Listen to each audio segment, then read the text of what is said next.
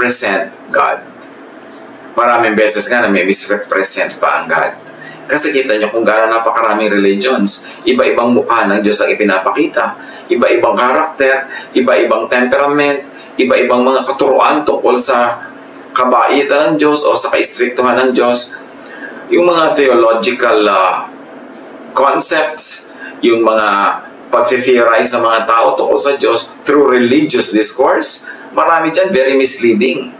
Hindi mo nga malaman kung alin talaga ang nagtuturo ng tama. And even within Christianity, ang dami-dami mga ibang pagpapakilala sa Diyos. Merong Diyos na napakasungit, merong Diyos na mabait, merong Diyos na paiba-iba.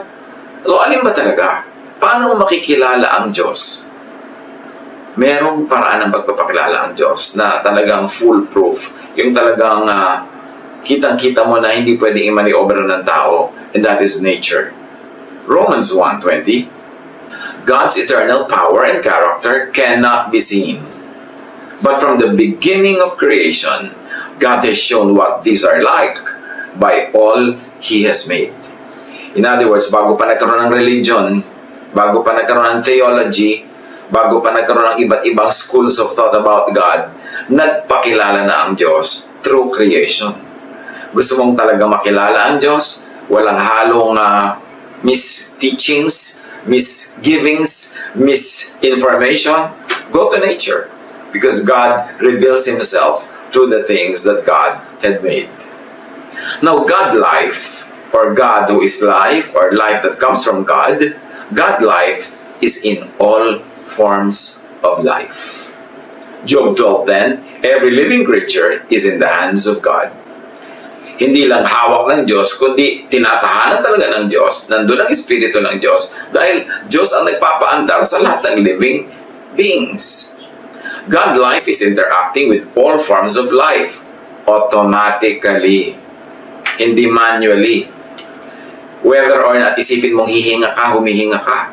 Whether or not isipin mong kailangang maampat ang dugo sa sugat mo na biglang nahiwa, umaampat yon, even without your conscious participation. Kasi nag-i-interact ang lahat ng life with other forms of life. Pre-designed yan ng Diyos, automatically. Kaya sabi nga na isang pelikula, life finds a way. And indeed, life finds a way to exist, to grow, to reproduce, to expand. Kita niyo sa mga tore ng mga lumang building, may mga nagtutubo ang mga damo. Hayaan mo lang yan, mong pakialaman, lalaki yan hanggang maging halaman. Gumagawa ng paraan ang buhay. May mga malalaking puno matutumba sa bagyo. Huwag mo lang bunutin, huwag mong tagain, huwag mong putulin. Mamaya, tumutubo na yun kahit nakahiga. Kaya maraming manggang nakadapa, nakahiga, nakatiwarik. Kasi life finds a way. God life is interacting with all forms of life consistently, firmly, creatively, and recreatively. Kaya marami nare-recreate out of creation. Maraming nabubuo na pagka pinaghalo-halo mga iba't ibang formula, nakakagawa ka ng iba na naman mga compounds. Kasi, gano'n ang paraan ng Diyos. Maraming pwedeng kombinasyon ang buhay. Kaya pwede ka mga crossbreeding pati ng halaman eh. Deuteronomy 32:39, I put to death and I bring to life. Tayo lang kasi in our human form, limited ang perspective natin. Either dead or alive. Ang tingin natin sa mga tao, sa mga bagay, mga halaman, mga hayop. Pero sa Diyos, who is everything and in everything and who designed everything and who makes everything run, wala talagang namamatay at nabubuhay. Nagre-recycle lang yung life. Kaya pagka merong isang busal na mais na nahulog sa lupa at nabulok at naglaglagan yung mga butil-butil niya at tumubo, wala naman talaga namatay kasi nabuhay siya uli bilang bagong mais na naman. So at any time, merong isinisilang, merong namamatay, may lumalaki, may papaliit, papaatras, kasi paikot-ikot lang ang buhay. Parang tubig. May nag-evaporate, may nagko-condense, merong nagpe-precipitate, tumutulo, may nagfe-freeze, merong nagiging solid, liquid, gas. Pero sa tingin ng Diyos na lumikha, at any given time, tubig pa rin yun. So pag tinignan natin ang buhay from that point of view, hindi tayo masyado magiging attached to various stages of life. Kasi God who is life is in all those stages anyway. He designed all those stages and God runs all those stages. God life is intelligent. Pagkita nyo mga halaman, subukan mo yung daganan ng kung anong plywood yung damo, mamaya susungaw siya doon sa labas. Gagawa siya ng paraan na makalabas doon. Yung mga baging, paano siya nakakagawa ng paraan na humawak sa mga dapat niyang hawakan, na nakakakapit siya talaga. Yung mga ugat na gumagawa ng paraan na sumiksik sa mga pagitan ng mga bato, na pati mga kalsada nga, pag nadaanan ng ugat, natitibag-tibag yung kalsada, gumagawa ng paraan yung halaman, kasi may intelligence ang life. Pati nga yung mga pag-andar ng mga virus, may sarili silang intelligence, kaya naglalabanan yung mga antibodies ng katawan natin, at yung mga invading organisms, may giyarang nagaganap, hindi mo nga alam na nagaganap yun Yung bigla ka nilagnat, yung pala yung katawan mo gumawa ng paraan na itaas ang temperature para tupukin niya yung mga pumapasok na mga mikrobyo na hindi kayang mabuhay sa mainit na temperature. Hindi mo iniisip gawin yun. Automatic ginagawa yun ng iyong blood systems. So, God life is intelligent. May sarili siyang karunungan. Wisdom has been with God even before creation. Sabi sa Proverbs 8:22-31, from the beginning, I was with the Lord. Ito yung wisdom na nagsasalita. I was there before He began to create the earth. At the very first, the Lord gave life to me. So, kasabay ng Diyos, wisdom. In other words, God is wise at lahat ng kinreate niya, created in wisdom, with wisdom, for wisdom, kasi nga yung wisdom nandun na bago pa nagkaroon ng creation. Wisdom attended creation. So the only way to deal with creation, with nature, is to be wise and to respect the wisdom of every living thing. God's wisdom is in all created things. Nasa chemicals, nasa kuryente, nasa laws of physics, nasa biology, nasa botany, nasa agronomy, nasa agriculture, nandiyan na lahat. Kasi Diyos ang lumikha and God is wise. Proverbs 3:19-20, by His wisdom and knowledge, the Lord created heaven and earth. Hindi random, may design. Psalm 104:19-20, you created the moon to tell us the seasons. The sun knows when to set, and you made the darkness so the animals in the forest could come out at night. It's a poetic way of talking about rules of biology. Pero pati yung mga dilim ng gabi, haba ng dilim ng gabi, haba ng liwanag ng araw, may kinalaman sa all living things, even sa animals and plants.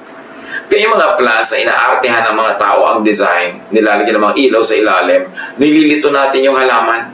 Kasi sanay yung halaman na ang light nandun sa ibabaw, sa taas niya para nakalatag doon yung mga dahon niya for photosynthesis. Tapos iilawan mo sa ilalim, hindi na-stress yung halaman dahil bakit may liwanag sa ilalim? Anong gagawin niya? Pagkagabi, tataob yung dahon para humarap sa liwanag. At sa umaga, titihaya uli siya para humarap naman sa araw.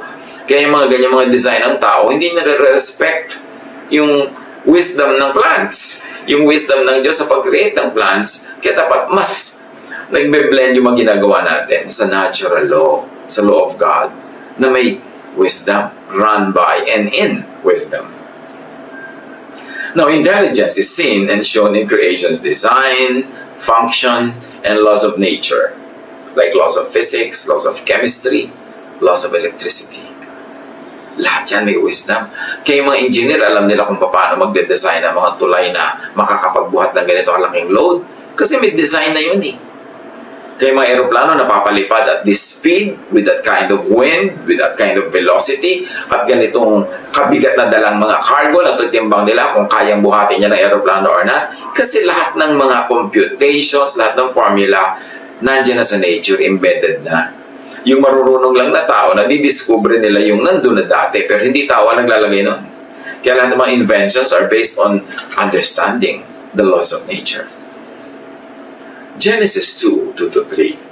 God finished the work He was doing, so on the seventh day He rested from His work. God blessed the seventh day and made it a holy day. He made it special because on that day He rested from all the work He did while creating the world. Anong ibig sabihin nito sa buhay natin ngayon, mga kapatid? Tapos na ang paggawa ng Creator. Huwag kang magdasal dyan na igawa ka niya ng something. Kasi tapos na ang paggawa ng Diyos. Mag-aral ka, alamin mo ang laws of nature, alamin mo kung paano ka makakagawa ng something, paano ka makakagawa ng C by adding A to B. Kasi nandun na lahat yung formula. Pero tapos na ang paggawa. Creation is self-recreating and recycling. Minsan lang ginawa ang tubig, nagre-recycle na siya forever. Creation is self-reproducing. Minsan lang kinreate ang isang uri ng hayop at sila na ang bahala kung paano sila magpaparami. Kaya nga ang utos, magparami kayo. Creation is self-sustaining and governing.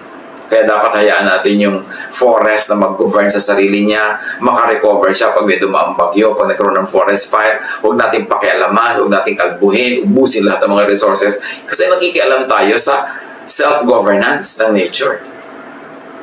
Isaiah 55:10, "The rain and the snow come down from heaven, and do not return to it without watering the earth, and making it bud and flourish, so that it yields seed for the sower, and bread for the eater." Pati tubig, lahat ng stages ng water cycle, merong na-accomplish na purpose. Napapalamig ang atmosphere, napapaulan, nadidiligan ng mga halaman, nababasa uli ang lupa, na-nourish lahat ng life.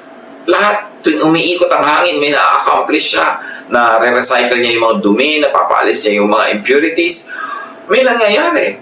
Kaya dapat sa buhay, hindi tayo talaga masyado mag-intervene with nature. Manatili tayo sa ating mga settlements, sa ating mga bahay, sa ating mga cities and towns, at hayaan natin yung mga bundok na maging bundok. Iwan natin yung mga dagat na maging dagat, hindi kaila-ilaliman ng dagat, pinapakialaman na rin natin, kaya tuloy yung life na di-disturb.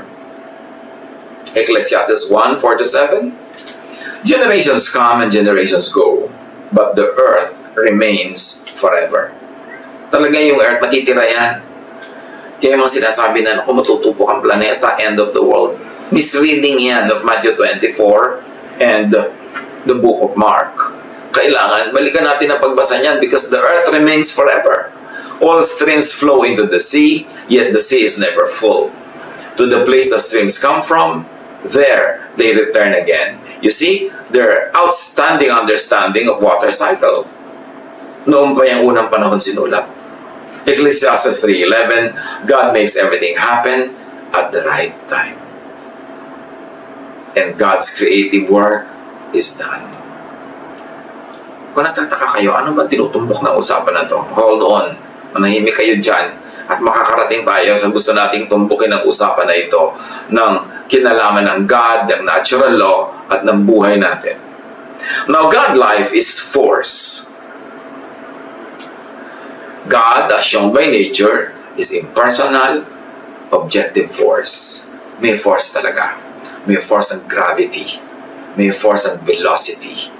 May force ang lahat ng laws of physics. Hindi mo yun pwedeng labanan. Impersonal yun. Kaya kahit ka paladasal, kahit ka banal, kahit ka godly, kahit ka lingkod ng Diyos, pwede kang malunod. Kung nasa tubig kang malalim, hindi ka marunong lumangoy, walang magliligtas sa'yo. The force of gravity and the laws of buoyancy and the laws of physics will make you sink. Yun ang tinatabi nating impersonal yan. Kasi dati na yan nakadesign. Nung dinesign ng Diyos ang mundo, nandiyan na lahat yung laws na yan. Tapos dahil lang hindi ka marunong lumangoy, gusto mo hold ng Diyos yung mga laws na yun at palutangin ka nang hindi ka mamatay. Kung ayaw mong mamatay, mag-aral ka lumangoy o lumayo ka sa malalim na tubig at mag-iingat ka. Pero hindi dadaanin mo sa dasal dahil anong gusto mo gawin mo sa dasal? Ipaulit mo sa Diyos ang creation o ipasuspend yung laws of nature para ka lang ma-exempt. Kaya ang tunay na pananalig sa Diyos ay paggalang sa natural law. Ecclesiastes 3:14-15, "Everything God has done will last forever. Nothing He does can ever be changed. Everything that happens has happened before, and all that will be has already been. God does everything over and over again." Kaya reliable ang mga scientific laws, mga scientific formula, mga formula ng chemistry, formula ng engineering, formula ng electricity and everything. Bakit yan reliable? Kasi God has done everything over and over and over again. Yung E equals MC square, hindi yun maiiba. Yung lahat ng mga formula ng mga arithmetic, na mathematics, mga algorithms, hindi yun maiiba kasi God does everything over and over and over again. Ang dapat nating gawin para tayo makinabang, para tayo magkaroon ng bunga, at para tayo mapahinga at sumaya, to know all those laws and abide by those laws. Para ma-harness natin yung wind. Kita mo, pag alam mo yung wind power, may mga windmills kahit nung araw pa. Yung mga sinauna nating ninuno, nakakapaglakbay across vast oceans dahil sa mga layag. Dahil na-harness nila yung power ng wind. Alam nila kung paano pakinabangan yung power ng wind. Alam nila kung paano pakinabangan yung direction ng mga waves at different times of the year.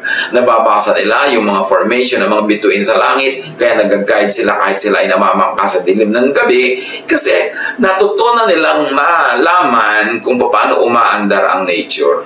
At sila hindi lumalaban, sumasakay lang sa nature. God is force, always implementing the intelligent design of life. God is automatically policing, correcting, balancing everything. Kaya pag imbalance ang iyong blood, ang chemistry niyan, bigla ka nahihilo, natutumba ka, nagugutom ka, nakakaramdam ka ng kung ano-ano, hanggang gumawa ka ng paraan, magpagamot ka, kumain ka ng tama para makorek yung imbalance. Kasi talagang yung design na yun, i-implement yun.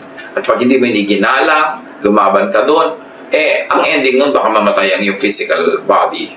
At bumalik ka uli, maging kung ano-ano ka ng mga vitamins, maging zinc ka, maging iron, maging potassium uli yung kinain mo, bumalik sa lupa, makain ng mga halaman, at may taong kakain uli ng mga bunga. So paikot-ikot lang yan. Because God does everything over and over again. Ecclesiastes 3:1-8. Everything on earth has its own time and its own season. There is a time for birth and death. Kung tayo mga talagang nananiwala sa Diyos, umasandal at umaasa sa Diyos, yes, normal lang naman na malungkot tayo pag kami namamatay, pero alam naman natin dapat na mamamatay ang lahat kasi isinilang ang lahat. May oras na mamatay, may isinilang na. May oras na para ikaw ay bumalik na sa iyong pinanggalingan. Ang mahalaga lang, habang narito ka sa form na ito, sa body na ito, magawa mo yung pinaka-dapat mong gawin, yung mga gusto mong gawin, yung mabuti mong gawin, mamunga ka, mag-enjoy ka sa buhay, makapaglingkod ka sa kapwa, matuwa ang Diyos sa'yo, and then pag tinawag ka ng Diyos, graduation na, march, and meet your Maker. Kasali yun sa buhay. God is automatically, objectively rewarding and punishing creatures that violate the intelligent design of life. Halimbawa, may intelligent design na dapat kang kumain ng tama, mag-exercise, dapat kang mag-relax. Pagka may oras ka mag-relax, hindi mo ini-stress ang iyong sarili, anong reward mo? Nagiging healthy ka, humahaba ang iyong buhay. Pero, inuubos mo ang iyong kalusugan sa bisyo, nagpupuyat ka, hindi ka kumakain ng tama, hindi ka nagre-relax, hindi ka nagre-rest, lagi kang galit, o tumataas ang blood pressure mo, na-heart attack ka, na-stroke ka dyan, kung ano nangyayari sa'yo. Because God rewards those who respect the laws of nature, and God punishes those who don't. Now, God doesn't have to make a particular case for you. Hindi kailangan mo ba ng Diyos mula sa langit para lang i-reward ka o i-punish ka. Lahat yan pre-programmed na. Nando na, bahala ka na lang kung anong gagawin mo at yun ang magiging bunga nun sa iyong buhay. Of course, that's an oversimplification because we're also affected by what other people around us do. But just the same, pwede tayong umiwas, pwede tayong mag-ingat, o pwede tayong maging careless. Pero pag naging careless tayo, God doesn't have to decide na tayo ibigyan ng parusa. Aandar yung natural law. Halimbawa, lagi mong pinupuno ng sigarilyo at nicotine yung iyong lungs. Kulang ka sa exercise, kulang ka sa proper food, kulang ka pa sa rest, magkakasakit ka. Hindi kailangan assignan ng Diyos na, bibigyan kita ng sakit. No, nakatakda na yon. Mangyayari yon. If B, then Q. If you did A, susunod yung B. So kung ayaw mo ng B, huwag ka mag-A. Alamin mo how nature works. Because that's how God works. Because God is the author of natural law. Now, God is energy. God is energy, the energy that empowers, enables creation to exist and to stay as it is. And Colossians 1:15-17 mentions Jesus, the Son of God, in that breath. The Son is the image of the invisible God, the firstborn of all creation. Para yung wisdom, bago pa creation, nandun na siya. For in Him, all things were created. Things in heaven and on earth, visible and invisible, whether thrones or powers or rulers or authorities, all things have been created through Him and for Him. He is before all things, and in Him all things hold together. If you like to think atomically, if you like to think cellularly, if you like to think in a way of chemistry, of electricity, of the laws of nature, sabi, si Jesus daw, in Him, all things hold together. At kung mahilig kayo sa sciences, you know that there is something that holds everything together. Masyadong jive, masyadong parallel yung sinasabi. Although magkaiba ng paraan ng pagsasabi, ang religion at ang science, but they're talking about the same thing. Energy is impersonal and objective, and rewards and punishes only by the book, only by the intelligent design and function of life. So hindi ka pwede maging paborito ng Diyos o galit sa'yo ang Diyos kaya nangyayari yan. Meron kang ginagawa na lumalabag sa natural law kaya ka nagkakaganyan, wala ka sa tamang lugar, kaya natutuyo ang iyong ugat. So dapat kilalanin ang Diyos through pagkilala sa nature. Now, many people are frustrated with religion. Sabi lang, hindi naman totoo yung mga promises. Ba't dasal ako ng dasal? Walang nangyayari. Bakit pinagdasal ko mabuhay yung nanay ko tapos namatay? Bakit pinagdasal ko na yumaman ako? Hindi naman nangyayari. Well, religion frustrates when it humanizes and over-anthropomorphizes God. Yung pinagmumukhang tao talaga ang Diyos. Religion frustrates when it imbues God with subjective feelings and emotions, and teaches that God could be manipulated by and through prayer, through offering and sacrifice. Now, that's a mouthful. Let me say it another way. Maraming religious teachings, pag inasahan mo, mabibigo ka.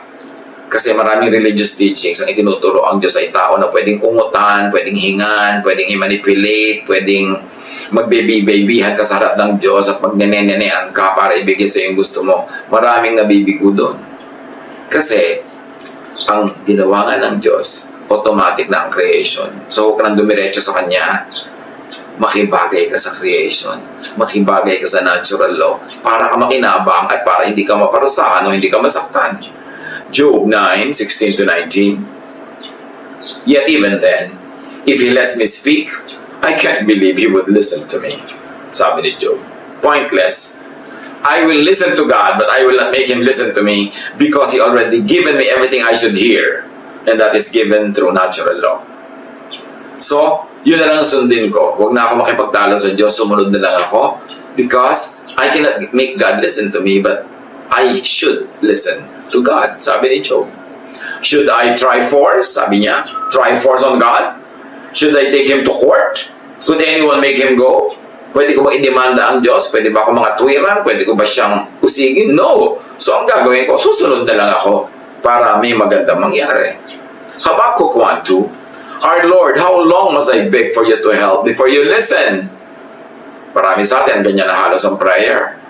Why should we make God listen to us when He should be listening to God? 6 days, He made everything. And on the 7th, He rested. Tapos na siya ng paggawa. So bakit natin siya paggagawain uli? Bakit natin ipapa-remodel, restyle ang mundo para lang mag-fit sa kailangan natin at gusto natin? Dapat tayo ang makinig. Ginawa na niya yan. Mag-adjust tayo. Sumunod tayo. Nandun ang reward. Psalm 40 verse 6. Sacrifices and offerings are not what please you. Gifts and payment for sin are not what you demand. 1 Samuel 15:22. But Samuel answered, which pleases the Lord more, burnt offerings and sacrifices, or obeying His commands? It is better to obey the Lord than to offer sacrifices to Him. It is better to listen to Him than to offer fat from rams. So, itong Psalm 40 verse 6 at 1 Samuel 15, isa lang ang sinasabi. Gusto mong matuwa sa'yo ang Diyos, huwag mong daanin sa auungot. Huwag mong dadaanin sa mga offering. Huwag mong daanin sa mga suhol-suhol at pagdadasal-dasal dyan. Ang gawin mo, sumunod ka sa Kanya. Obedience is better than sacrifices or offerings. And obedience to God is not only obedience to religious laws. Kasi maraming religious laws, invento lang yan ng mga priests, invento ng mga religious leaders, invento ng mga congregations. So, paano ka nakakatiyak na pag sumunod ka dyan, mapipilis ka ang Diyos? But, when you obey the laws of nature, dahil tiyakan na Diyos ang may gawa nun, tiyak mo na malalagay ka sa tama. And that obedience is what I like to see here. Obedience to the laws of nature. So, gusto mo maging malusog ka, sundin mo yung laws of nature. Huwag mong daanin sa dasal. Kasi kung pinapabayaan mo ang katawan mo, hindi ka nag-iingat, tapos dadaanin mo sa dasal, mabibigo ka. Kasi anong gagawin mo? Ipapa-accept mo ang sarili mo from the product of not obeying natural law, of not obeying the law of God written in nature. Kaya yung iba na-frustrate sa religion, nagiging atheist patuloy. Kasi sa mga mali-maling pangako ng religion about God. Pinagkokontra-kontra nila yung religious teaching at yung science. Samantalang yung religious teaching nga marami ang tao, invento lang yan Pero yung laws of nature, laws of science, din may invento ng tao, nandun yan.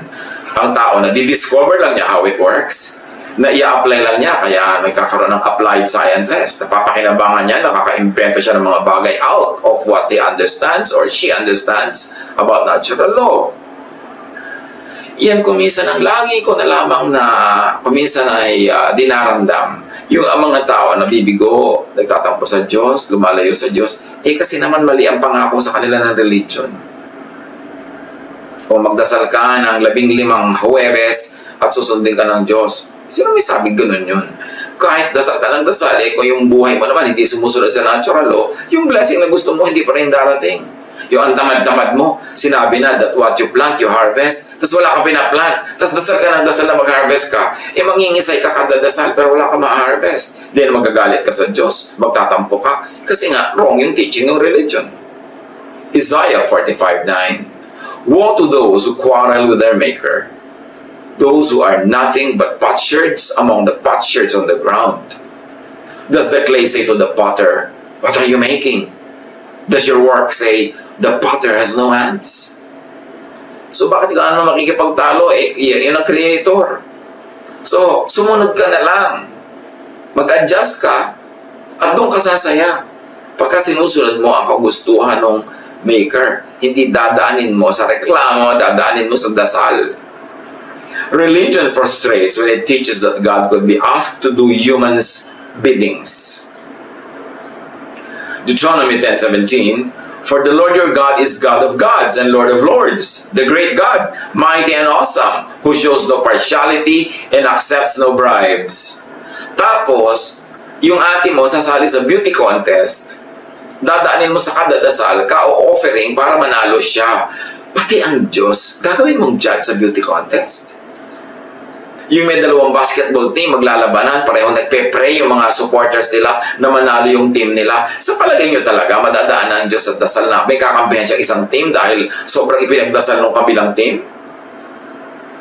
Isinasali natin ang Diyos sa ating mga human squabbles, human contests, human endeavors. Masyado natin pinapababa yung kanyang kalagayan. Sa palagay nyo talaga, pag may 2 nagbo-boxing, may pipiliin doon ng Diyos na manalo. Siyempre nanalo yung nanalo kasi nakakondisyon ang katawan niya, kasi tama ang timing niya, kasi tama yung stroke niya, naka-earn siya ng mga points at kinasihan siya ng mga judges. All of these things nagkakalakip-lakip. Pero really, may 2 magbo-boxing dyan, parehong nagpe-pray yung nanay nila, parehong nagpe-pray ang asawa nila, parehong nagpe-pray ang kanilang mga kaibigan. Sino kakampihan doon ng Diyos?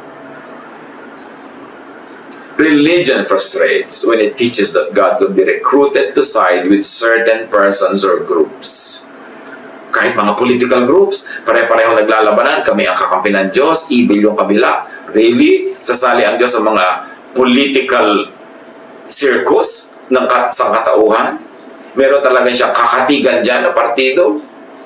Religion frustrates when it teaches that God could be enlisted to serve the personal quests of humans. Yung mga Diyos ko, ibigay mo po sa akin ng lalaking yun para siya ang maging asawa ko. Yung 3 babae pala kayo nagpe-pray para sa kanya. So, sino papakinggan ng Diyos? Again, natural law will prevail. Sino ba sa inyo ang mas kakakit-akit sa kanya? Ano ba ang kakakit-akit sa kanya? Physical, mental, spiritual, intellectual, ano ba? So, this will come into play. Hindi mo dadaanin sa pagmamanipulate at pag-ungot-ungot sa Diyos. Isaiah 40, 13-14. Sino ang makapagsasabi ng dapat gawin ni Yahweh? May makakapagturo ba o makakapagpayo sa kanya? Sino ang kanyang pwedeng sanggunian para maliwanagan? Sino ang nagturo sa kanya ng landas ng katarungan? Sinong nagkaloob sa kanya ng kaalaman at ng paraan upang makaunawa? Ang sagot, wala. So huwag tayong makialam sa ganyang mga bagay.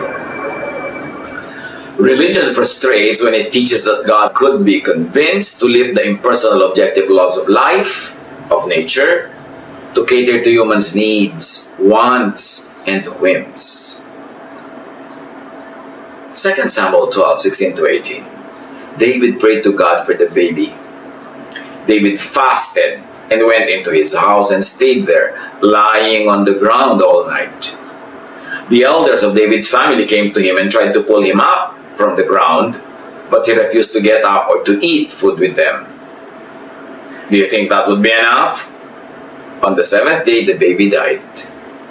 So hindi nadaan sa dasal. Hindi nadaan sa fasting. May ibang layunin ng Diyos. Kung minsan, nabuhay yung bata, gumaling yung may sakit, akala natin nadaan sa dasal. No, yun lang talaga ang kalooban ng Diyos. Kasi, kung nadadaan sa dasal ang pagpapagaling, kung Diyos ang magpapagaling niyan dahil ipinagdasal mo, paano yung mga walang nagdadasal para sa kanila, so hindi na sila gagaling? Anong ibig sabihin nun? Napakahalagang unawain natin na yung kalooban ng Diyos ay magaganap kahit ka magdasal ng magdasal against it o kahit di ka magdasal. Kasi may sariling kalooban ng Diyos. Pero para malagay ka in the center of that will, mag-flow ka sa will ng God, sundin mo yung mga alam mong utos niya through natural law. And then, ang laki-laki ng chances na yung gusto mo mangyayari, pero hindi pa rin yung guarantee. Kasi sabi nga ng Ecclesiastes, time and chance happens to all. Minsan, walang dahilan na naiintindihan ng tao, Diyos lang nakakaintindi, pero sabi nga ng iba, ang tawag doon, and even the Bible calls it, may mga dinarat na ng malas. At kung nangyari yun, huwag mo personalin. Get on with life. Kasi ganun talaga ang buhay. The battle is not always of the strong. The race is not always of the swift and fast. Food does not come to the table of the wise all the time. Time and chance happens to all. But that is the exception. Generally speaking, if P, then Q. If you did this, ito yung result. Kung ito yung formula na ginawa mo, ito yung magiging result. Prayer works only when asked according to God's will. So don't pray against God's will. 1 John 5:14-15. We are certain that God will hear our prayers when we ask for what pleases Him. And if we know that God listens when we pray, we are sure that our prayers have already been answered. So pray in accordance with God's will. And nature shows us clearly God's will. Sometimes religious doctrine also shows us. Sometimes religious papers show us. Pero ang pagpapakilala ng nature sa Diyos, unassailable, laging tama. Prayer works only when asked according to God's will. Psalm 103:17-18. But from everlasting to everlasting, the Lord's love is with those who fear Him, and His righteousness with their children's children, with those who keep His covenant and remember to obey His precepts. And remember, covenant doesn't always mean religious covenant, because yung covenant ng God with humans and with all life is written in the laws of nature. If you did this, this will happen to you. So obey this, ito magiging bunga. At sunduin natin yung precepts. And precepts of God is not always religious doctrine. These are all natural laws also. Prayer works only when asked according to God's will, which is natural law. God's will is natural law, or life's objective, intelligent design, force, and energy. Yan ang pagpapakilala ng Diyos all throughout time. Psalm 104 verse 5, you build foundations for the earth and it will never be shaken. Hindi natin maiiba yung nilikha ng Diyos. Psalm 92, 12-15, the righteous will flourish like a palm tree, proclaiming, the Lord is upright. He is my rock, and there is no wickedness in him. And here, righteous means submissive to God's creative natural law. Therefore, blessed. Yung righteousness doesn't always have to be defined in religious terms. Because when you are submissive to God's creative and natural law, you are submissive to God. Therefore, you are right and you are righteous. Ang laki kasi ng nagiging disadvantage pag pinaghihiwala yung religious at scientific principles. Para magkalaban, no. Yung mga conservative religious people na ayaw nilang mag-change sa kanilang mind, ayaw nilang mag-adapt ng kanilang mga doctrines, ayaw nilang mag-adjust sa mga scientific discoveries and realities, yan ang galit sa science. Kasi gusto nilang manatili sa kanilang conservative thinking. Alam nila maguguho yun, matutunaw yun pagka hinayaan nila na yung truth and evidences of science prevail. Kaya galit sila sa science. But God created all of the scientific laws. So yung tunay na maka-Diyos dapat hindi galit sa science. In fact, science could be God's last prophet. Ano bang ginagawa ng mga prophet? They explain to us God's will and God's mind. Hindi ba? Pag nakita mo sa mga scientific principles yung kung paano ginawa ng Diyos ang lahat, ina-explain ng science sa'yo yung mind of God. Kaya yung science, prophet yan. The way to be blessed is to abide by the objective natural law of life. Matthew 15:9, it is useless for you to worship me when you teach rules made up by humans. Halimbawa, apply natin sa buhay natin ngayon. Ang dami mga tao hyper-faith. Yung, our God is stronger than the disease. Our God is bigger than the problem. Kasi yung mga tao, akala nila dahil naniniwala sila sa Diyos, therefore, pwede na nilang itapon yung scientific laws. Dahil yung faith nila, ay gusto nila yun ang manaig at hindi yung reason, hindi yung science, hindi yung intelligence, hindi yung wisdom. Nagkakasakit sila. Tapos magtataka sila, bakit kami nagkasakit? Pinabayaan kami ng Diyos. Magagalit ngayon, magtatampo sa Diyos. Kung gusto mo talagang huwag magkasakit, sundin mo yung scientific law kasi God ang gumawa ng law na yun. So true godliness will actually respect all what the medical people who are informed and who are correct will tell us to do. The way to be blessed is to be planted by streams of water. Psalm 1, 2-3, but whose delight is in the law of the Lord, and who meditates on his law day and night, that person is like a tree planted by streams of water. So hindi lang yan sa religious way. You want to bear fruit, you want to have fresh leaves all throughout the year, you should be planted by streams of water. Which means, when gusto mo malasog ka, gusto mo hindi ka nagkakasakit, kumain ka ng tama. Vitamins ka naturally or by pills, or mag-relax ka, magpahinga ka para mataas ang immune system mo against invaders. In other words, yan ay ibig sabihin ng being planted by streams of water. You position yourself correctly. Alam nga naman na pipilitin mong bunutin yung sarili mo kung puno ka, titira ka sa gitna ng tuyong-tuyong disyerto, tapos araw-araw pray ka ng pray na buhayin ka ng Diyos, painumin ka ng Diyos, diligin ka ng Diyos, doon ka pumunta sa streams of water. Mas madaling gawin yun. So gusto mong ma-protect sa mga sakit, daanin mo sa pagsunod sa scientific laws. At magdasal ka rin according to those laws. Pero yung kukontrahin mo yung natural law with prayer, tapos magkakasakit ka, nagtatambo ka sa Diyos, mali kasi. Importante yan because the one planted by streams of water yields its fruit in the season. His leaf does not wither, and whatever they do prospers. Life thrives when it follows natural law. Hindi kalaban ng natural and scientific law ang Diyos. So huwag natin paglabanin. Huwag tayong lumaban sa natural law tapos dadaanin natin sa dasal, sa fasting, sa bribing, sa bribery. It will not work. We should not ask God to exempt us from the natural consequences of what we do, whether we obey natural law or we disregard it. Importante, sabi sa James 4:8, come near to God and He will come near to you. You can do that in a spiritual way. You can do that in a practical, scientific way. Pag pinapalusog mo ang iyong sarili, papalusugin ka ng Diyos. Generally, minsan talaga mayroong time and chance. Walk. At sa kanyang pagiging Nazirite, yung hindi siya umiinom ng alak at hindi siya gumagawa ng mga maraming bagay na ginagawa ng normal na tao kasi he was separated from the usual, the normal crowds at birth. In fact, before birth. Dahil siya ay merong misyon. Pero may weakness itong si Samson. Women. Siya ay maibigin sa mga kababaihan at ito ang naging dahilan na ang kanyang lihim ay mabunyag at ang kanyang lakas na mula sa Diyos ay mawala kahit man lang sumandali. Dahil kay Delilah.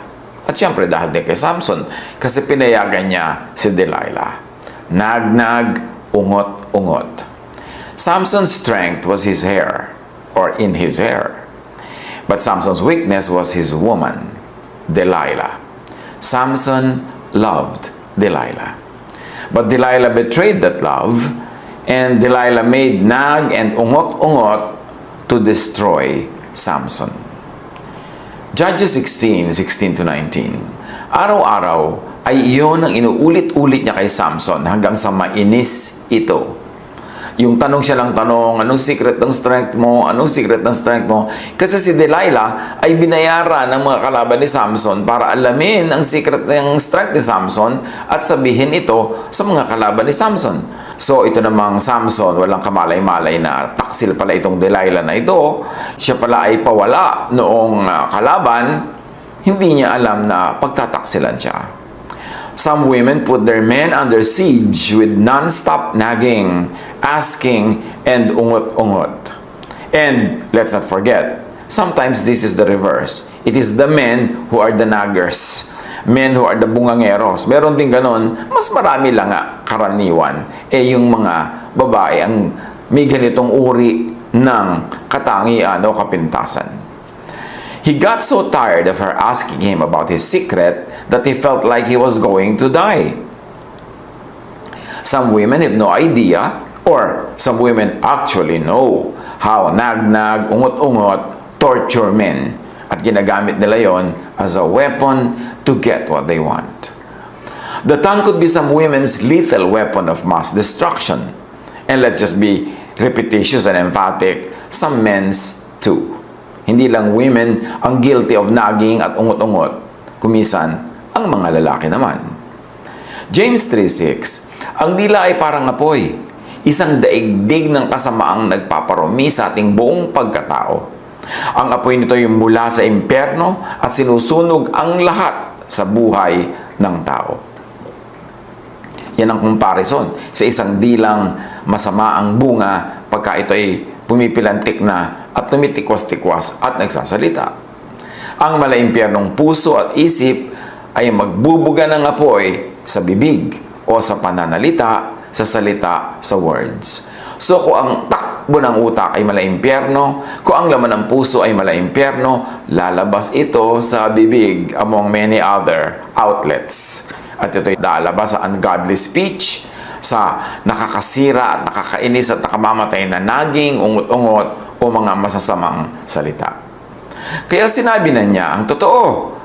Dahil itong si Samson ay halos mamatay-matay sa kananag ni Delilah. Sinabi na niya ang totoo. Alam mo, mula sa pagkabata inilaan ako sa Diyos bilang isang Nazareo or Nazirite. Ni minsan ay hindi pa nasasayaran ng panggupit ang aking buhok.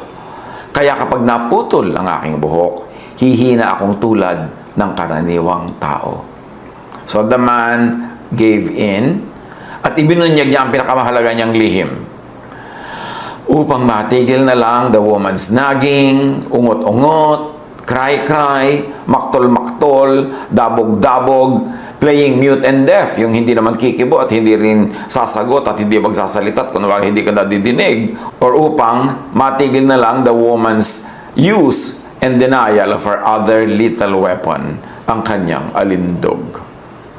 Nabatid ni Delilah na nagsasabi na ng totoo si Samson, kaya ipinatawag niya ang mga haring Filisteo or Philistines. Ipinasabi niyang nagtapat na si Samson, kaya maaari na silang magbalik sa Sorek.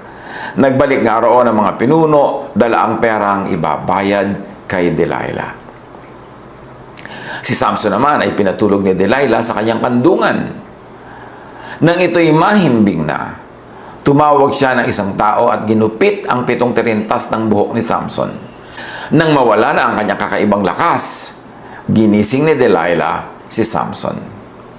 So the woman used the man's words against the man and to her advantage.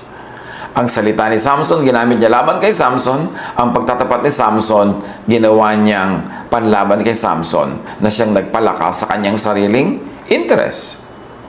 That's why wisdom says, it is better to live in a small corner of the roof than to share the house with a woman who is always arguing. Kumisan parang sexist itong remark na ito. Kumisan parang one way naman, parang unfair. Pero napakalaki ng katotohanan nito. Although hindi laging totoo, hindi absolute, at hindi applicable sa lahat ng babae o lahat ng mag-asawa. Pero ito'y nandito sa Book of Proverbs, a book of wisdom, kasi may napakalaking katotohanan na talaga namang napakahirap na may kasama kang nagger, may kasama kang bungangero o bungangera, may kasama kang walang tigil ng kasasalita, kauungkat ng mga bagay, kasusumbat, katatanong, hindi ka na mapapakali hanggang minsan dapat hindi mo na sasabihin mo pa kasi nga ay napuno ka na o kaya ay nalito ka na o kaya pati ang mga mararahas na salita, pangit na salita na hindi mo naman gustong sabihin, nabibitawan dahil napoprovoke. Sabi ng Proverbs 21:19, it is better to live alone in the desert than with a quick-tempered wife who loves to argue. So ano ang mga lesson natin sa maikling episode na ito ng kasaysayan ni Samson at Delilah?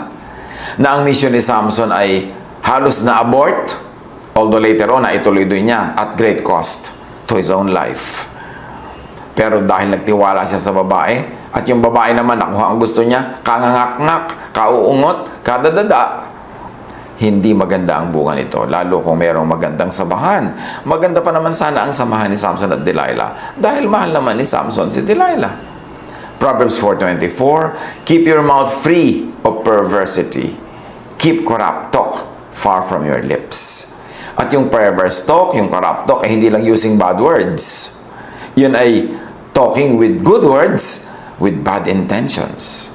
Kumisan, ganyan nga ang diplomacy, di ba? Ang gaganda ng salita, pero sa ilalim, nagbabakbaka na pala kayo, nagpapatayan na kayo. So, ganun din yun. Perverse speech din yun. Corrupt talk din yun. Kahit na napakaganda mong magsalita, ang ganda-ganda ng korte ng mga words, pero yung pala masama ang intention. O kaya deceitful. Proverbs 12:13, evildoers are trapped by their sinful talk, and so the innocent escape trouble. How do the innocent escape trouble? They do not talk too much. Siyempre, the more words, the more mistakes. The less words, the less mistakes. Proverbs 20:19, avoid anyone who talks too much. And talking too much is not only regarding volume of words or dami ng salita. Kuminsan din, yung mga nararating na topic, yung mga naaabot ng conversation, sometimes mga private matter na, private space na, pumupunta pa rin din yung dila. So, kasama rin yun din sa talking too much. When you're talking too much to sleuth into a person's inner life or secret or private life. To talk too much is also to divulge people's secrets na hindi mo naman sariling sikreto, na-divulge mo na sa kasasabi mo na maraming salita. That is also talking too much. Ecclesiastes 5:3, many words mark the speech of a fool. Pagka ang tao ay matalino, hindi siya laging nagsasalita unless sure siya at unless speaker siya at imbitado siya mag-speak. Pag sobrang maraming salita, maraming dadal, maraming comments, lagi na lang mayroong something to say, that's daw the mark of a fool, according to Ecclesiastes 5:3. Psalm 37:30. The mouths of the righteous utter wisdom, and their tongues speak what is just. So pagka hindi just, hindi na lang sasabihin. Pagka hindi wise, kahit totoo, hindi na rin pinagsasasabi. Hindi lahat naman ng totoo sasabihin mo. Hindi naman pagsisinungaling yun, kundi hindi naman kailangan. Bakit kailangan mo pang sabihin? Sabi nga nila, speech is silver, silence is gold. Especially kung nag-aaway kayong mag-asawa, kayong magkapatid, kayong magkaibigan, kayong mga miyembro ng pamilya, magkakatrabaho, magkakaibigan, magkakapitbahay. Pag pareho kayong galit, speech is silver, silence is gold. Kasi pag pareho kayong galit, ang tendency, mali-mali ang masasabi nyo na pagsisisihan nyo later. Makakadamage kayo ng damdamin, makakasira kayo ng mga relasyon, makakagawa ng damage sa buhay. So dapat pag nagalit ang tao, huwag na muna magsalita. I-express mo na lang yung galit mo another way at magsalita ka another time para meron ka ng control sa sarili. Ecclesiastes 31:7. There is a right time for everything, and everything on earth will happen at the right time. So may tamang panahon. Sabi, there is a time to be silent and a time to speak. Kumisan, pagod na pagod yung si husband, tanong ng tanong si wife, ayaw tumigil lang katatanong. Ang nagiging ending, away. Hindi na lang maghintay kung kailan nakapahinga na yung isa, kalmado na, at saka mag-usap. Yung pagpipilit at pagigit na mag-usap, kahit wala sa panahon, ang nagiging bunga niya, 99% damage. Pagka sinabi ng isa na, saka na tayo mag-usap, kung hindi naman dahil nasusunog yung bahay o merong naghihingalo o ikakamatay, pwede naman talagang ipagpaliban eh. Pero hindi. A nagging wife or husband or anybody, a nagging anybody, will insist. Ngayon na, pag-usapan na natin ito. Ano nagiging bunga? Nagkakaayos ba? No. Nag-aaway lang. Lalo lang nagkakalayo. There's a time to be silent and there's a time to speak. There's a time to ask and there's a time to refrain from asking. Kahit sa samahan ng mag-asawa, ng magkapatid, ng magulang at anak, there is also such a thing as pakiramdam.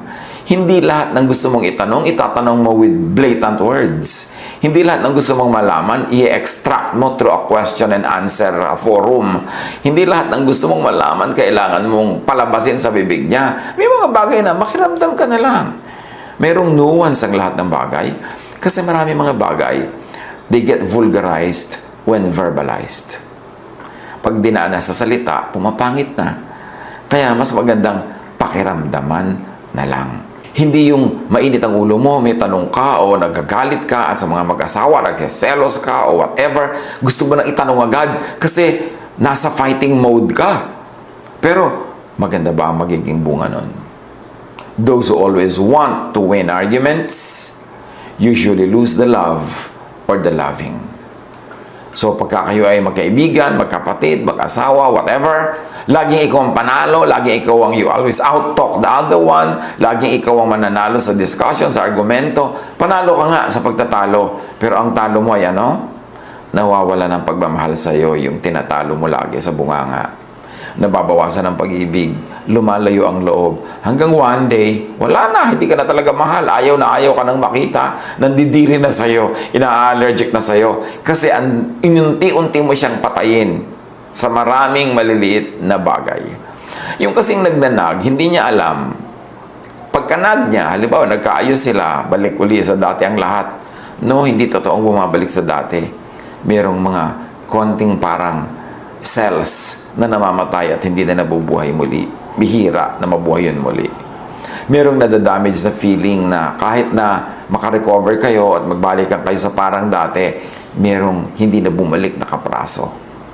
Tapos pag marami, paulit-ulit yung ganong proseso, ang laki-laki na pala nung namatay na pag-ibig sa'yo, hindi na bumalik hanggang nawala na ng gana sa'yo at ayaw ka na makita. At wala ka namang kamalay-malay na yun pala ang dahilan, ang iyong bunganga, ang iyong naging, ang walang katapusang mga demands, walang katapusang mga tanong, walang katapusang pangtatrap. So the wise person will know when to speak and when not. And the wiser person will know what to talk about and what not to talk about. The wisest person will know na makiramdam na lang sa mga bagay na hindi dapat sinasabi ng bibig. So speak only when the time is right. And when is the right time? Yung open yung kausap mo. Open to discuss, hindi evasive, hindi galit, hindi pagod, hindi gutom. There's a time. Speak only when the ears are ready, willing, and able to listen. And that is about the ears of your kausap and also your own ears. Pag nakikipag-usap ka sa isang tao, lalo confrontational, lalo galit ka o meron kang issue, dapat pakiramdaman mo kung bukas yung tenga niya sa oras na yun. Kasi pag hindi, tatalbog lang yung mga salita mo, hindi papasok. Lalo ka naman magagalit. At mamaya, magagalit na rin siya. At hindi lang yun. Pag gusto mong kausapin na isang tao, dapat willing and ready and able siyang makinig. At ikaw din. Ready, willing, and able to listen. Kasi, paano kung hindi mo magustuhan ang sagot niya? Paano kung hindi ka handa sa sasabihin niya?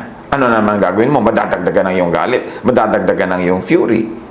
Many people fall out of love because of the many little wars that go on. Na may isang laging nananalo, o may isang laging nakakainis, o may isang laging nakaka-phobia, nakakatakot ng kausap dahil painful lagi ang topic o kaya ang kulit. Tapos, akala niya pagka nagkasundo na sila, nagkabati na sila, everything's back to normal. But there is something, a little something that dies. And if this process of communication doesn't stop, the entire thing could die. Or could slumber, could hibernate. Parang protective mechanism yan eh. Yung nagiging numb ka, nawawalan ka ng pakiramdam. Dahil ganun ang natural na ginagawa ng mga tao. To protect our feelings, to protect our emotions, to protect our sanity, we shut down. So, kung magsa-shutdown din lang ang kausap mo, know when to stop talking. And hindi lang know when as in time. Know when to give up an issue. When to give up an ideal or a fight or a project or something you like. Kasi kung lagi yung pagkakaguluhan yan, baka dapat i-give up mo na lang yung idea rather than give up the person na kausap mo. Kailangan wise ang tao. Let's learn from our mistakes and from the mistakes of others. Speak only when you would win hearts, not arguments. Ang goal ng pagsasalita, lalo yung pakikipagtalo, dapat ka hindi talo yan eh. Dapat kalmante ang mga tao, kalmado. Pero ang goal mo talaga is to win the heart of your kausap, not to win the argument. Hindi lang yung ma-prove mong tama ka, ma-prove mong mali siya. Hindi lang yung matrap mo siya kung sakaling may alam ka, gusto mo siyang i-entrap.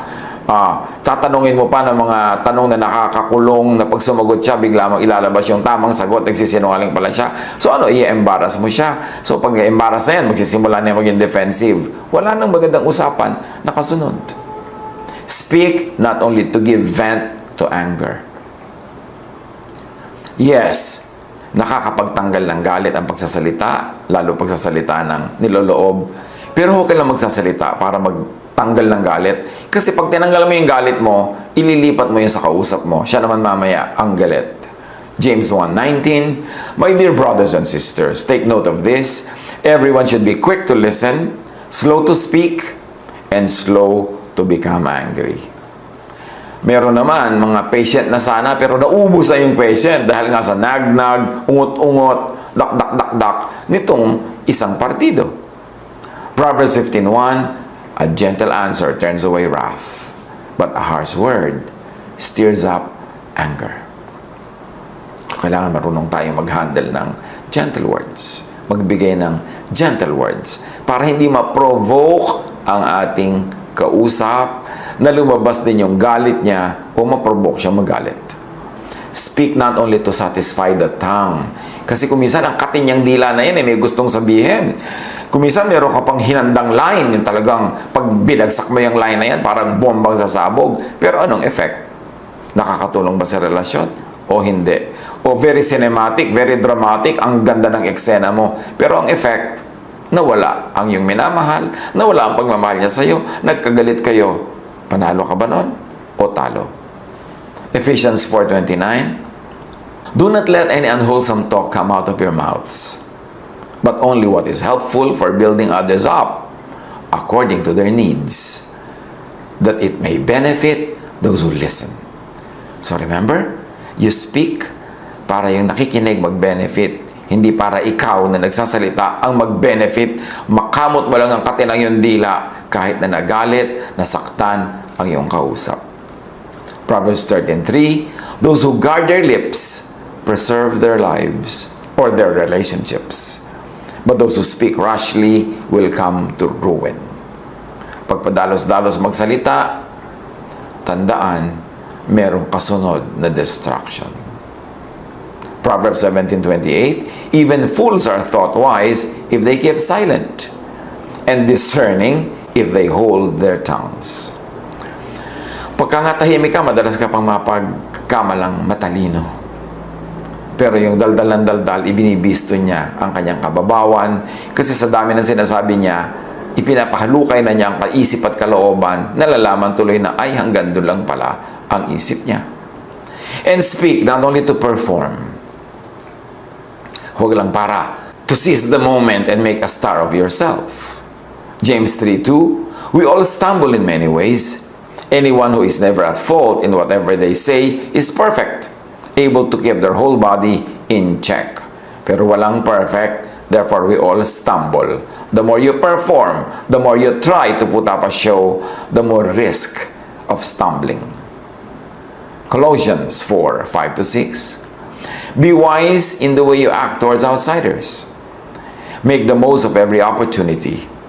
Let your conversation be always full of grace, seasoned with salt, so that you may know how to answer everyone.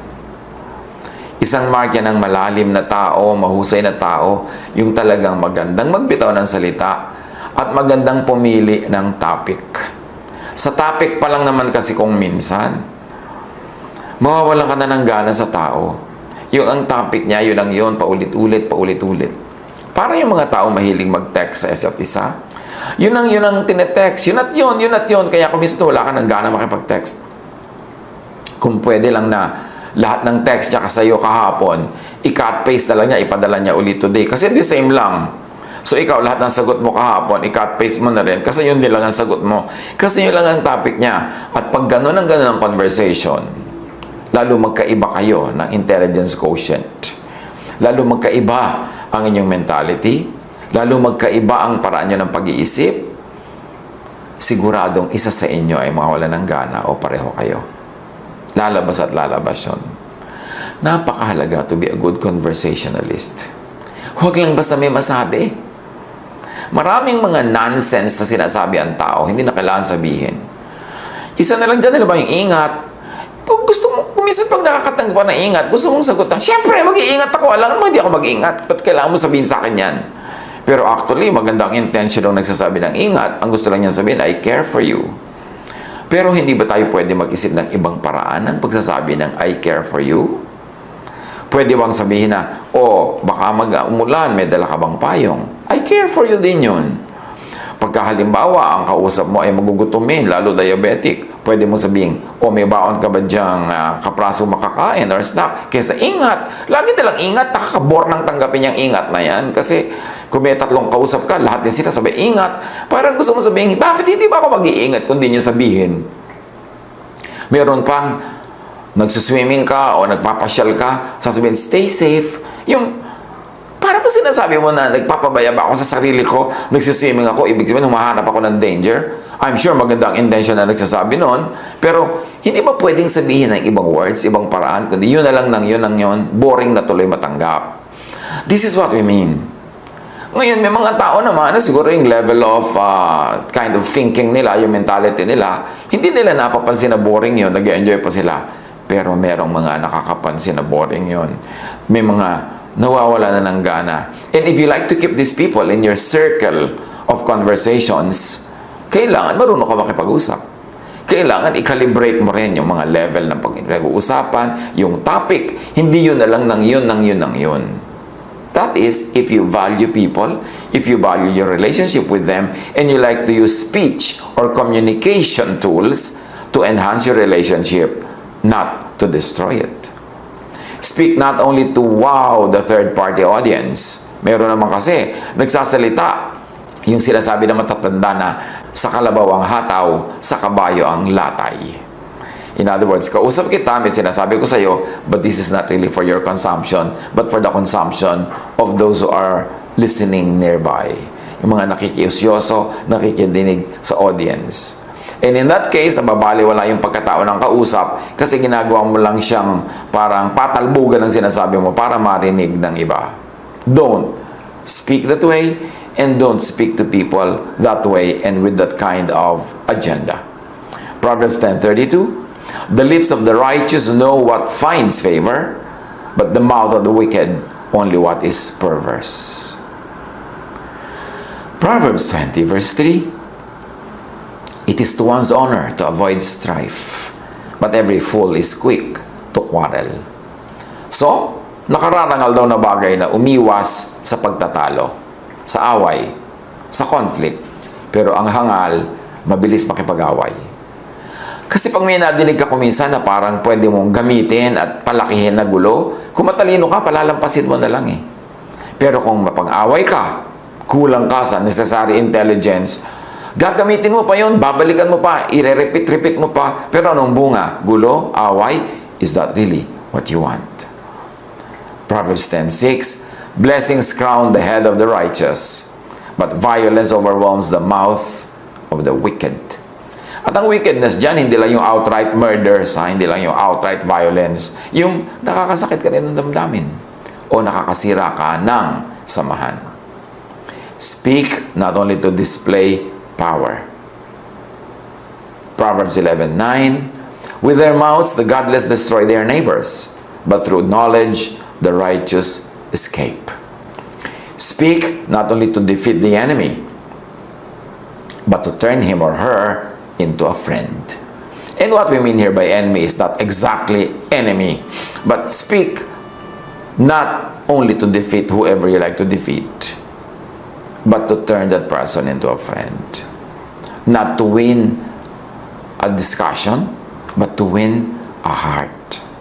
And sometimes, keeping silent is the best way to win hearts. Kung well-timed silence, meron naman mga silence, lalo silence ng mga wives, silence ng mga girlfriends, na nakakainis na silence. Kasi maktol na yung silence. Tinatanong mo, ayaw sumagot. Kinakausap mo, ayaw mag-react. Hindi yun ang magandang silence kasi mas nakaka-provoke ng anger yung ganong silence, yung silence na drama. Proverbs 18:21, the tongue is the power of life and death, and those who love it will eat its fruit. So, nakakamatay o nakakabuhay ang salita, at yung maiibigin sa buhay, pag-iingatan ng kanilang salita. Kasi ang itinatanim na ani, pag itinanim na yung salita ay pangit, pangit ang ani. Pag maganda ang tanim, maganda ang bunga. Proverbs 15:4, the soothing tongue is a tree of life, but a perverse tongue crushes the spirit. And remember, sa usapan, sa discussion, people who lose their temper usually lose. Ang napipikon, ang nagagalit, talo. Do not speak only to win the battle, but lose the war. Nanalo ka nga, pero lumayo naman ang loob sa'yo, nagalit, nagtampo, di talo ka rin. 1 Peter 3:9, do not repay evil with evil or insult with insult. On the contrary, repay evil with blessing, because to this you were called, so that you may inherit a blessing. Huwag papatol sa galit, huwag magalit din. Sa violent, huwag magalit din. Sa nagsasalita ng masakit, huwag magsalita din ng masakit. Huwag patulan. Kasi pag pinatulan mo, di tablan na lang kayo, pareho na kayo. Wala ka ng moral upper ground. Or wala ka ng moral higher ground. Proverbs 10:19, sin is not ended by multiplying words, but the prudent hold their tongues. Mahirap kasi pagsisihan ng mga nasabi mo na, lalo't masakit. Kahit pa totoo, lalo nga't totoo, mas masakit. Kaya nag-iingat ang taong matalino. So lahat ng ito, mga kapatid, lahat ng communication dynamics na ito na ating sinariwa, apply sa partner, sa kapamilya, sa kaibigan, maging sa kaaway. Kung minsan kaaway mo na pero sa ganda na yung salita, naging magkaibigan kayo. Apply sa kapwa-tao. Speak to bless. Speak to be blessed. Yan ang dahilan. Kaya binigyan tayo ng Diyos ng dila para makabless tayo sa kapwa at dahil doon, mabless din tayo. Hanapan ang application. Huwag maging defensive. Ngayon, narinig ang mga ganitong bagay. Yung mga tinatamaan, syempre umaaray. Pero huwag magalit. Pasalamat at tinamaan. Kasi ang mga salita ng Diyos, pag tumatama sa atin, it is for our correction, for our improvement, for the betterment not only of us, but of people around us and our relationships with them. So, gawin nating regalo. Kung anumang okasyon, iregalo natin, lalo sa mga mahal natin sa buhay, ang seasoned and delicious speech. Pag-isip-isipan, pagbulay-bulayan at i-apply. Lalong-lalo ngayon sa multimedia, lalong-lalo sa social media, sa lahat ng uri ng media, ang dali-daling manakit. Isang pindot mo lang ng button, send na. Ang dali-dali rin naman, syempre, magpaligaya. Gumawa tayo ng mas mainam, mas mabuti. And remember,